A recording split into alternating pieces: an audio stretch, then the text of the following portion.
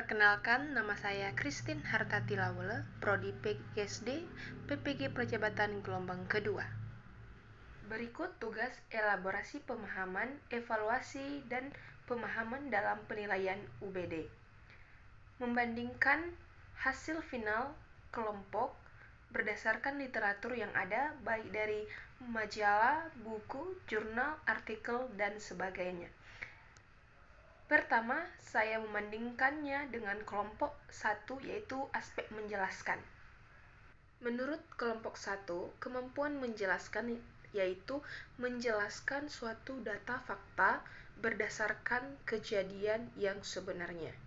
Sedangkan jikalau dibandingkan menurut artikel pada penilaian dan evaluasi pada kurikulum Merdeka Kemendikbud, menurut Wiggins dan Tige tahun 2005 mengatakan bahwa kemampuan menjelaskan adalah mendeskripsikan suatu ide dengan kata-kata sendiri, membangun hubungan antar topik, mendemonstrasikan hasil kerja, menjelaskan cara, proses, atau suatu prosedur, menjelaskan suatu data, berargumen, dan mempertahankan pendapatnya.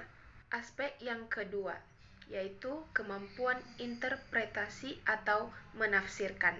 Menurut kelompok 2, kemampuan interpretasi atau menafsirkan adalah bagian dari kemampuan berpikir tingkat tinggi yang penting dimiliki oleh setiap siswa untuk dapat menafsirkan dan menyimpulkan perolehan data agar siswa dapat memahami maknanya dengan baik. Disempurnakan dengan literatur yang terdapat pada artikel Tasmanian Department of Education yang mengatakan bahwa kemampuan interpretasi atau menafsirkan akan melatih siswa untuk berpikir secara konstruktif, menekankan pada strategi pemecahan masalah, menggunakan kemampuan analisis, sintesis, lalu kemudian mendapatkan hasilnya dan melakukan evaluasi kembali.